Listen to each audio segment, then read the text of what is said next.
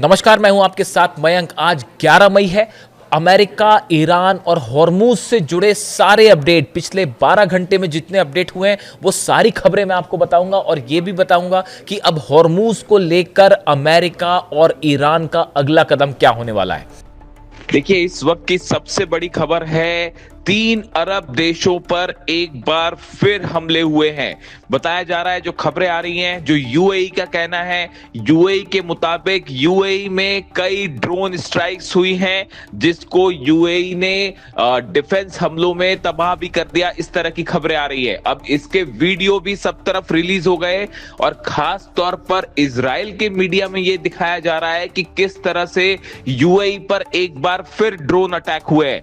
देखिए, बेहद गौर करने वाली बात है कि यूएई पर अगर ड्रोन स्ट्राइक होती है और उसके वीडियो इजराइल में दिखाए जा रहे हैं, इसका मतलब कहीं ये फॉल्स फ्लैग ऑपरेशन तो नहीं था। देखिए, यूएई की तरफ से ये कहा गया कि ये हमले ईरान ने करवाए हैं, ईरान ने किए हैं, लेकिन ईरान ने फिलहाल इस तरह की कोई बात नहीं कही है कि उसने यूएई पर ड्रोन स्ट्राइक की है या नहीं की है। तो ये एक बेहद गौर करने वाली बात है।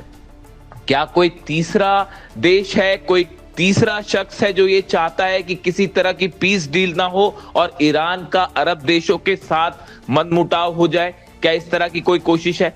इसके अलावा देखिए, कतर की तरफ से आरोप लगाए जा रहे हैं। कतर का कहना है कि उसके एक जहाज में आग लगा दी गई और ड्रोन स्ट्राइक की गई एक जहाज पर कतर के, और उसके बाद जहाज पर आग लग गई। काफी मशक्कत के बाद इस आग को बुझाया गया, जो क्रू मेंबर्स हैं उनको बचाया गया। इस तरह की खबरें हैं कतर से। हालांकि बाद में ये कहा गया कि जहाज सुरक्षित है। अब सवाल यह है कि कतर के जहाज पर हमला किसने किया? क्या यह हमला ईरान ने किया है? देखिए, कतर वो देशों में से है जो लगातार ईरान और अमेरिका के बीच पीस डील या वार्ता की कोशिशों में लगा हुआ है। ऐसे में कतर के जहाज को निशाना किसने बनाया, ये अपने आप में एक बड़ा सवाल है। ऐसी ही खबरें कुवैत से आ रही हैं। कुवैत में कई जगह ड्रोन स्ट्राइक हुई है। हालांकि कुवैत ने किसी देश का नाम नहीं लिया है, किसी पर आरोप नहीं लगाया है, लेकिन इस तरह की खबरें हैं एक बार फिर मीडिया में कि कुवैत पर ईरान ने हमले किए। लेकिन देखिए, ये बड़ी गौर करने वाली बात है। यूएई पर हमला होता है, कतर के जहाज पर हमला होता है, कुवैत पर हमला होता है, लेकिन ईरान की तरफ से किसी तरह का कोई क्लेम नहीं किया गया। जिसके बाद एक फॉल्स फ्लैग ऑपरेशन की थ्योरी चल पड़ी है कि क्या कोई देश हमले कर रहा है और आरोप ईरान पर लगाने की कोशिश है। इस तरह के सवाल जो है वो लगातार पूछे जा रहे हैं। इसके अलावा देखिए, बहुत बड़ी खबर आई है। डोनाल्ड ट्रंप ने जो प्रस्ताव भेजा था ईरान के पास, ईरान के पे विचार करने के लिए, उस पर ईरान ने अपना जवाब दे दिया है और ईरान ने डोनाल्ड ट्रंप की उन शर्तों को पूरी तरह से ठुकरा दिया है। पाकिस्तान के जरिए ईरान ने यह जवाब दिया है अमेरिका को, और जिसमें ईरान ने यह साफ कर दिया है कि डोनाल्ड ट्रंप की इन शर्तों के आगे ईरान नहीं झुकेगा, ईरान यूरेनियम नहीं सौंपेगा, ईरान परमाणु कार्यक्रम को लेकर रोक नहीं लगाएगा। ये वो बातें हैं जो ईरान ने डोनाल्ड ट्रंप के सामने रख दी हैं। ईरान का कहना ऐसा है, सबसे पहले हॉर्मूज का ब्लॉकेट खोला जाए, उसके बाद हॉर्मूज खोलने और जंग को स्थायी रूप से रोकने पर चर्चा होगी। लेकिन यूरेनियम पर फिलहाल किसी तरह का कोई बात करने के लिए ईरान तैयार नहीं है। ईरान के राष्ट्रपति पेजिशकियान साहब ने कहा है कि ईरान अपना सिर नहीं झुकाएगा, किसी कीमत पर ट्रंप के आगे नहीं झुका जाएगा। और इस तरह से ईरान ने उस प्रस्ताव को, उन शर्तों को मानने से मना कर दिया है जो डोनाल्ड ट्रंप ने सामने रखी थी। इससे एक बात साफ है कि आने वाले चंद दिनों में किसी भी तरह की बातचीत की संभावना, जिसकी चर्चाएं हो रही थी, वो पूरी तरह से एक बार फिर खारिज हो गई है। क्योंकि डोनाल्ड ट्रंप का भी एक बयान सामने आ गया है। डोनाल्ड ट्रंप ने ये कह दिया है कि ईरान ने जो बातें सामने रखी हैं, ईरान की तरफ से जो प्रस्ताव या जो शर्तें सामने रखी हैं, वो किसी भी सूरत में मंजूर नहीं की जा सकती। यानी ईरान और डोनाल्ड ट्रंप के बीच एक बार फिर मतभेद गहरा गए हैं और इसका नतीजा एक बार फिर हॉर्मूज में बड़ी जंग के रूप में देखने को मिल सकता है। अमेरिका के जहाज यहां मौजूद हैं, ब्रिटेन के जहाज मौजूद हैं, फ्रांस के जहाज मौजूद हैं और जो हॉर्मूज में ईरान को घेर के खड़े हुए हैं। ऐसे में अरब देशों पर हमले, अरब देशों पर ड्रोन स्ट्राइक्स की खबर पूरे मिडिल ईस्ट में खासा तनाव देखने को मिल रहा है।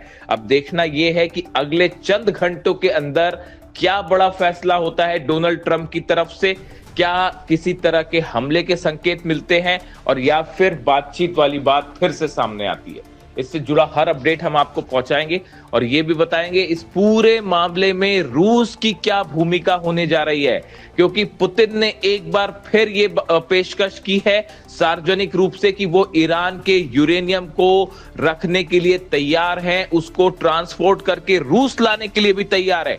हालांकि ईरान की तरफ से कोई प्रतिक्रिया नहीं आई है, ईरान खामोश है इस बात को लेकर, लेकिन सार्वजनिक रूप से पुतिन का एक बार फिर ये कहना कि हम यूरेनियम रखने को तैयार हैं, ये सीधा सीधा डोनाल्ड ट्रंप को संदेश जा रहा है। अब इसको लेकर डोनाल्ड ट्रंप क्या प्रतिक्रिया देते हैं, ईरान क्या कहता है, ये बेहद गौर करने वाली बात होगी।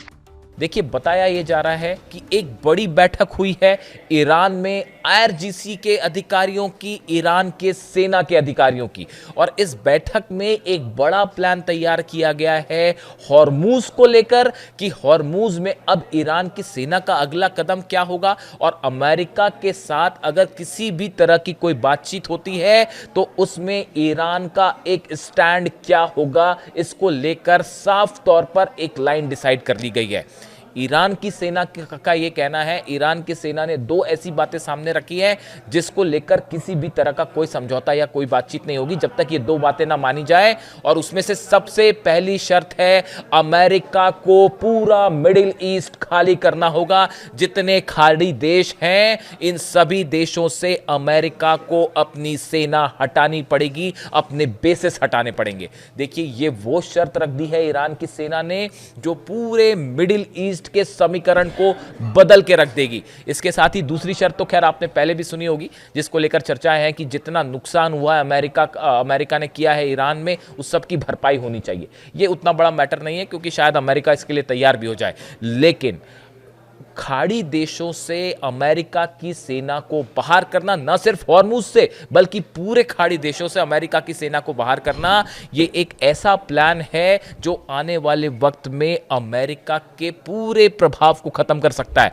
और सिर्फ इतना ही नहीं, बताया जाता है कि इस प्लान को तैयार करने के दौरान पुतिन का बहुत अहम भूमिका रही है और साथ ही चीन की भी बड़ी अहम भूमिका हुई है। देखिए, अब्बास अराक्ची साहब हाल ही में चीन के दौरे पर गए थे।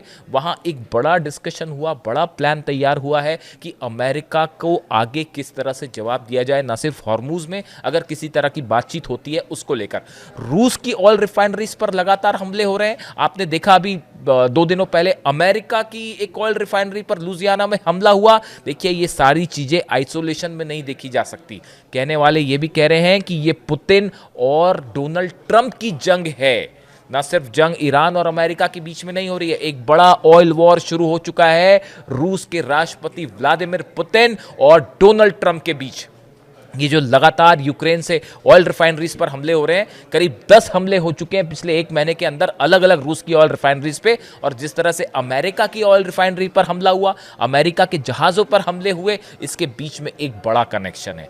इन हालात में अमेरिका को कैसे हॉर्मूज से और मिडिल ईस्ट से बाहर किया जाए, इसका बड़ा प्लान तैयार कर लिया है ईरान की सेना ने। तो देखिए, एक बात तो साफ है, चाहे हॉर्मूज का सवाल हो, चाहे यूरेनियम का सवाल हो, चाहे न्यूक्लियर प्रोग्राम का सवाल हो, ईरान अपनी शर्तों पर अड़ा हुआ है और किसी भी रूप में किसी भी बातचीत को लेकर कोई भी समझौता करने को तैयार नहीं है। ईरान में लगातार प्रदर्शन हो रहे हैं, हर रात लाखों लोग इंकलाब स्क्वायर पर जमा होते हैं। ये तस्वीरें रोज देखने को मिलती हैं ईरान से।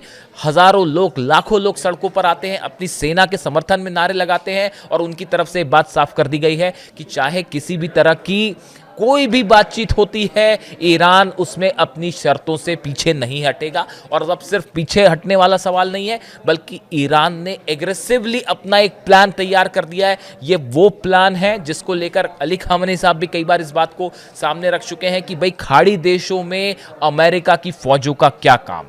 अमेरिका यहाँ पर क्यों अपनी फौजें रखता है या अपने बेसिस क्यों बनाए हुए हैं, यानी खाड़ी देशों से बाहर करने के लिए अमेरिका को न सिर्फ हॉर्मुज से बल्कि खाड़ी देशों से कैसे प्रभाव खत्म किया जाए, इसको लेकर ईरान ने एक बड़ा कार्यक्रम शुरू कर दिया है, बड़ा प्रोग्राम शुरू कर दिया है। और इतना ही नहीं, इसको लेकर जितने मुस्लिम देश हैं इनसे भी लगातार ईरान संपर्क में है और चीन भी संपर्क में है। देखिए ईरान जो रूस के विदेश मंत्री हैं लावरोव, इनकी यूएई के विदेश मंत्री से बात हुई। जिस तरह से ईरान ने हमले किए यूएई को लेकर, उसके बाद खासा तनाव देखा गया, बीच में रूस की एंट्री हुई, लावरोव ने बात की, रूस के विदेश मंत्री ने यूएई के विदेश मंत्री से बात की, जिसके बाद इस बैठक में, इस बातचीत में क्या तय हुआ है इसको लेकर अभी कुछ फैक्ट्स बाहर आने कुछ वक्त लगेगा आने में। लेकिन एक बात साफ है, रूस ने भी इस मामले में इंटरफेयर करके ये बात सुनिश्चित कर दी है कि अगर अमेरिका की तरफ से कोई प्लान है ईरान पर हमला करने का, उससे पूरी तरह से रोका जाए। इसको लेके पुतिन भी एग्रेसिवली काम कर रहे हैं, यानी मामला फिर एक बार देखिए उसी तरफ जाता दिख रहा है कि ये जंग न सिर्फ ईरान अमेरिका की है बल्कि पुतिन वर्सेस ट्रंप की भी हो चुकी है। वीडियो कैसा लगा कमेंट करके ज़रूर बताएं और ये भी बताएं कि आगे ईरान का रुख क्या होना चाहिए। मैं बार बार ये बात पूछता हूं आपसे, आप भी कमेंट करके बताइए कि इन पूरे हालात में अब ईरान को क्या करना चाहिए। Thank you so much.